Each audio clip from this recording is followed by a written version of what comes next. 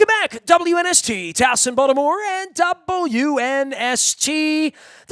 We got big doings here this week. I get invited out a couple times a year to speak to some folks. Sometimes it's Ravens groups, or sometimes church groups, community groups, kids groups, journalism groups, all sorts of things. But the Sports Boosters folks reached out to me. Boy, Sports Boosters has been going on longer than I can remember in the area. I've been a part of what they've done, and they asked me to come out and speak to their group, be a part of one of their nights. And somehow, some way, Gary Lynette, I thought he was putting me on, thought that I knew something about lacrosse. And I said, I don't know about lacrosse. I need to get a real expert. He said, well, come on, you've been doing this 30 years. You got to have a real expert. And I thought, let me see if Quint Kessenich will do it. So I threw Quint a quick text. 5 minutes later, we have an event. It's out at the Suburban Club on Wednesday night. I hope you come out, support the Sports Boosters of Maryland, making the difference in the lives of youth through athletics. They're always donating stuff and trying to make a difference. We are there grouped together. Quint, I hope we live up to the bill over at the Suburban Club on Wednesday night, that you know enough about lacrosse and I know enough about baseball that we can fake it. What do you think? If you ask me anything about the Orioles, I've got to defer to like the late 80s, early 90s Orioles, when we used to sneak into games at Memorial Stadium and go up in the left field bleachers and order basically a case of beer, and the guy would give us a discount on the whole rack if we got there, around the seventh inning when we walked over from Hopkins. Are you doing Tales from 33rd Street? Is that what you're telling me right now? Yeah, well, I remember the '88 season when they finally won a game, and Charles Village was electric that night. I was at Ben McDonald's first outing in person, but got some great memories of the O's back at 33rd Street. Well, you came here honest, right? You came here with a lacrosse stick in your hand, these many years ago. You and I are the same age. We're a year apart. And you come to Baltimore from another place, right? As an outsider. Now lacrosse, there's no more outside in lacrosse, right? Whether it's Denver, Seattle, L.A., Chicago, wherever, lacrosse is everywhere. You've been part of sort of the pioneer, holding the lacrosse stick, right? Your generation. Yeah, well, I mean, we saw it, we felt it happening. Like my generation, after they played, really spread around the country and started youth leagues and got into coaching, started club teams. And when I fly from city to city, it's amazing. I'll fly over a city and you can see like a field with a baseball, and all of a sudden there's a lacrosse net in the left field. And, year after year, it's just grown steadily to where the explosion in the last 20 years is remarkable. And now we're seeing it at the college level, where these kids from, as you said, Utah, California, Arizona, Florida, it's truly national, which is really cool. And it's made it a lot more competitive. Dude, you're an interesting cat because, you came here as sort of a transplant into this great university. You wind up now on TV with ESPN doing all sorts of stuff. And I look at your background, soccer, wrestling, and lacrosse. Dude, that couldn't be any more foreign to a kid from Dundalk who was baseball, basketball, and football. You know what I mean? And yet your whole life you wind up, you're doing wrestling on TV in a couple of weeks, right? You have this versatility beyond just being a lacrosse guy, and I think of you as a lacrosse guy, so I've pigeonholed you, Quint. Yeah, no, here's the deal. My dad was a high school teacher and a coach, three-sport coach, football, wrestling, lacrosse. He started the program, and then he segued into baseball later in his career because he didn't know anything about lacrosse. He started the program. So I grew up on the sideline of a football team every summer, every fall as a 4-year-old, 5-year-old, 6-year-old. Loved football, played, was small, decided that soccer was better. The football was my still love, my original love. And so as a senior, I actually played both soccer, goalie, and nose guard for the football team and kicked. Wrestling was my original sport. I wrestled. I had 2 older brothers. They competed in our high school. They were pretty good. I was the manager of the varsity team when I was in 2nd and 3rd grade. I'd walk from the elementary school to the high school. So wrestling was my first true love. It was my sport that I was actually better at than lacrosse until 11th grade. So I have strong roots in wrestling. Lacrosse is just what I got good at. It's what I did every spring, and then fell in love with it ultimately, and it led to what I did in college, and it led to opportunities in TV. But then when those opportunities in TV came along, I always tried to tell the guys, hey, I know a little something about football, by the way. You should give me a shot. And they gave me shots gradually in different sports, and they kept calling me back. So that's kind of how it that's kind of how it originates. I could preview a little bit of what you and I will wind up talking about on Wednesday night, but from a baseball lacrosse perspective, and I always speak to this, and whether it was Tony Seaman or anybody that I got close with during the course of my life, Jay Pivick, people who love lacrosse that are in my life. Don Moeller and I got into a conversation last week. I mean, Brandon Moeller went to Virginia, and the Moeller family has lacrosse background, and his brother's a girls basketball coach. And I said, I never talk lacrosse with him because I don't know lacrosse well because I grew up playing baseball with the Aparicio last name.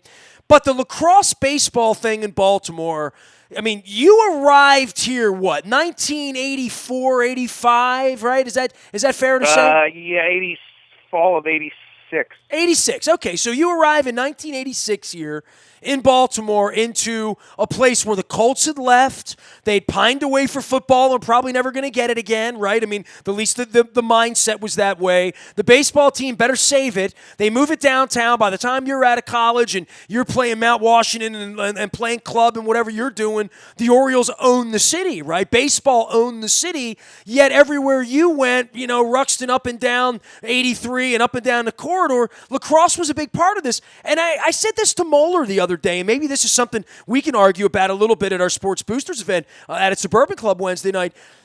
You can't do baseball and lacrosse as much as you did soccer and football and whatever in the modern era. The baseball lacrosse thing in a town that was a baseball town with a lacrosse problem, right? And now 30 years later, as you and I are in our early 50s, if you're 9, 10, 11, 12, 13 years of age, I see many more kids being given a lacrosse stick than a baseball glove, and that's not the city, the county, black, white, east, west, affluent or not. I just think lacrosse has sort of made its way, certainly on my timeline, as someone who's got friends with kids or grandkids that they're putting sticks or gloves in front of.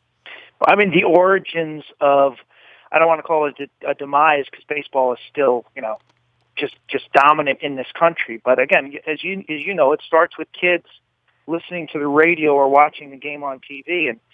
And MLB, while the experience in person for kids is incredible. I mean, you take a 5, 6, 12-year-old to a Major League Baseball game, and it still just captivates kids. The colors, the sounds, the tastes, the whole experience. Were you Yankees or Mets? What were you? I was a New York Mets fan. I lived on Long Island. I grew up in really dark days of the Mets. They were horrible for years. Same with the New York Giants. I was a New York Giants football fan until I left and came to Hopkins my freshman year, and both franchises won championships. The Mets with the Miracle Mets, and my roommate was from Boston and a huge Boston Red Sox fan, and he celebrated prematurely, and I'll never forget that. And then the New York Giants won the Super Bowl. It was ironic that my dad, followed those franchises for so many years, and he passed away, and then they both won championships. By the way, I made it to Saratoga Springs. You talk about other things. I made it up there for horse racing. I know you had a little background up there too, man. I mean, we got it all going on here with you and I. And they said lacrosse and baseball. I think we're going to bring the bonus package to Wednesday night, Quint. Well, we can bring some Kentucky Derby perhaps as well if you want, but there's no place better than Saratoga, New York. Oh, man, I mean, and the fried chicken at that Hattie's place, I mean, no offense to my friends at Royal Farms, I'm here, but, I mean, just the whole experience of what racing could be, and we're talking Preakness this week and what's going on around here.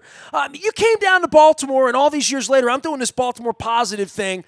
Give me a lacrosse thing about Baltimore that I need to know about other than it being a cradle for kids getting scholarships, finding their way through the world, taking the lacrosse message to Cincinnati or Notre Dame or to Denver or across the country.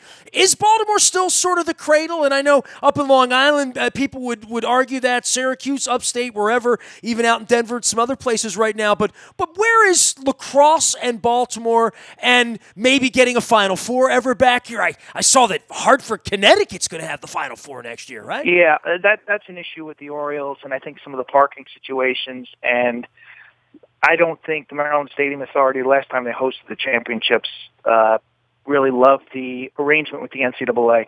That's a totally separate issue. But at its core, to me, at my age right now, like what Baltimore lacrosse means is going to a high school game on a Friday afternoon when the sun comes out in April, being able to drive to 4 or 5 quality games, whether it's a game if you're on the northwest side of town in McDonough, if you live, downtown area, you got all those MIA schools, you got some good publics in Towson, Delaney, Catonsville. You just going to a high school game and seeing the quality of play, seeing the student bodies of these schools come out and support their students. You don't see that in a lot of sports nowadays. That's really cool. And when I need to step back and just fall in love again with the sport, I'll go to a high school game on a Sunday, Friday, and it happens. Good lacrosse being played everywhere, and obviously here locally, I have Bruce Posner on every Monday yelling about the Terps, and the Terps finally climbing the mountain and all that good stuff. But locally for all the schools here, Towson, Loyola, your alma mater at Hopkins and UMBC, and the quality of play here, keeping it locally. It used to be so centric to here and the ACC back in our day, 20, 30 years ago. Now all of these other schools involved in recruiting, in scholarships, in other conferences, and teams going across conferences now, in Maryland and being a Big Ten and all that stuff. Some thoughts about the local schools here. I mean, during a college basketball week, we're trying to get the Coppins and the UMBCs into the big dance. I would think for the collegiate level here, it's even harder to recruit and even keep kids locally, right? Yeah, that's true, but there are kids from so many more parts in the country, so you just got to be a hard worker and find good kids from non-hotbed areas. I mean, I look at Mount St. Mary's, who's having a nice year. They beat Towson this year. That's a great win for them. They play Hopkins on Tuesday night, and if they could get a win there, that would be historic for their program. Think about UMBC. They're off to a great start this year. They're doing wonderful things. Can they win their league and get into the NCAA tournament? Potentially. I got them, as one of the top 2 teams in our league. Maryland, though, of the locals, is I think the title contender this year. John Tillman's done great work there. They and Penn State look like the 2 best teams in the Big Ten. Loyola lost Pat Spencer. They take a step back. Hopkins is young and struggling right now, and Towson, after having the great Sean Adams, an amazing work at Towson. They lost some primetime players from last year's team, so this will be a little bit of a hiccup for them. I expect them to be back in contention next year. I don't have a lot of Cornell people in my life, but those who are love to scream and yell up and down. It's the one thing you can yell about when you're at Cornell, right? Other than the education itself. The Ivy League is on a resurgence, Nestor, and there's a couple reasons for it. I think early recruiting, some of these big powers like Carolina, Hopkins, they fell for this early recruiting. That is evaluating 8th, 9th, and 10th graders and giving offers to super young guys. And some of the late bloomers fell through the cracks, and they ended up in the Ivy League. The other thing that's happened is financial aid packages. The government changed some stuff around 2 or 3 years ago, and so now the Ivies, if your family earns a certain mark in terms of annual income, and it's less than that mark, they can offset it with major financial aid packages that add up to more than the 12 scholarships that schools offer. So in effect now, Yale, the premier program, Penn last year, they're in the top 8. Cornell right now is in the top 5. Princeton's undefeated right now. Brown beat Virginia yesterday. So the Ivy League is having a resurgence, and I think a lot of it has to do with those financial aid packages that they can offer now. I had to get the SATs there. I don't know. I mean, the stick would have been hard enough, but I don't know about me getting into Cornell or Princeton.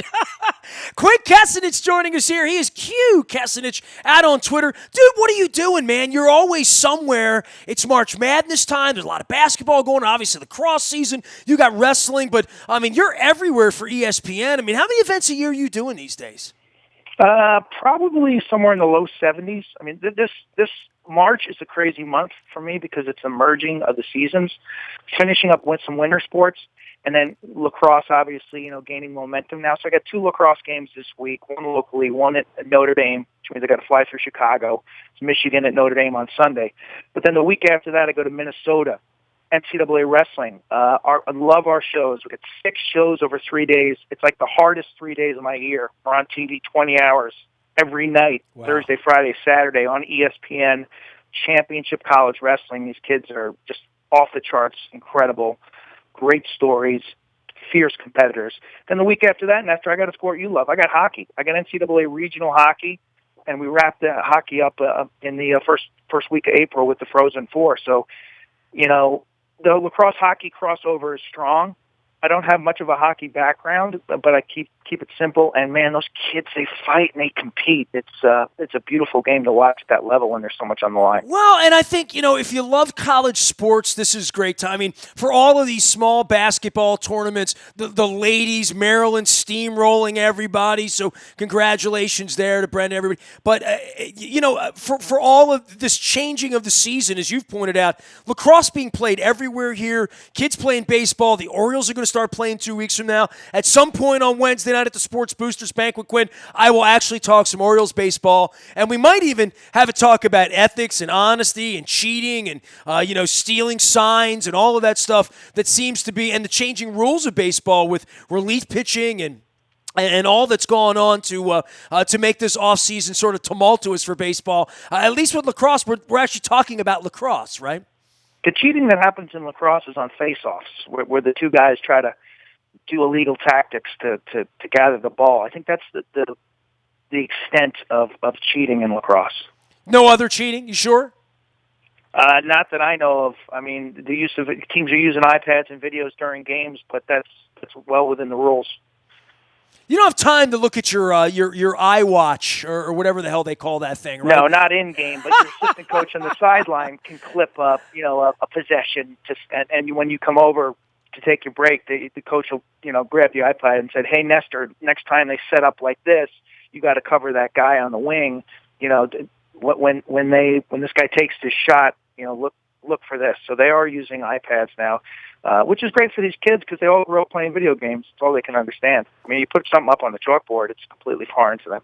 Well, look, man, you and I have never done a tap dance together. We're going to do it together on Wednesday night. Sports Boosters are bringing us together. They asked me to find the lacrosse guy, and I called the lacrosse guy. I know Quint, but he's also a wrestling guy and a horse racing guy and a football guy and all that stuff. We're together on Wednesday night out at the Suburban Club. The Sports Boosters is a 501c3 nonprofit organization committed to promoting the advancement and enjoyment of amateur as well as professional sports for youth while providing related educational and charitable services. Bottom line is they raise thousands of dollars.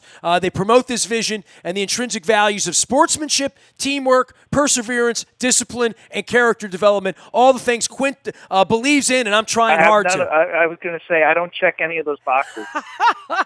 They've been doing 65 years. Sports Boosters been doing this. Go to sportsboosters.com. Learn more about Wednesday night. Quinn, I appreciate you answering the call. I appreciate Gary and the folks, Christina, and the folks at Sports Boosters for reaching us. I know a lot of folks are coming out. Jim Rees reached me from off at Kerman. Russ DeLynn said he's going to come out and give me a hard time and give you a hard time on Wednesday night as well. So I'm sure we're going to have some fun. Quint, rest up, man. And I know you got a lot of work happening. I appreciate you taking a little bit of time coming on and clearing me up on that. You're more than just a lacrosse guy. Thanks, Nestor. No, it's fun. I love the action. I think if it was just one sport all year long, I'd go crazy. I feel the same way, which is why I've moved to politics. ESPN, the way to follow him, and Quint Kessenich out on Twitter and always doing good stuff on lacrosse and wrestling and anywhere else that you can find Quint Kessenich, including on Wednesday night up in Pikesville at the Suburban Club with us. All right, so come find us.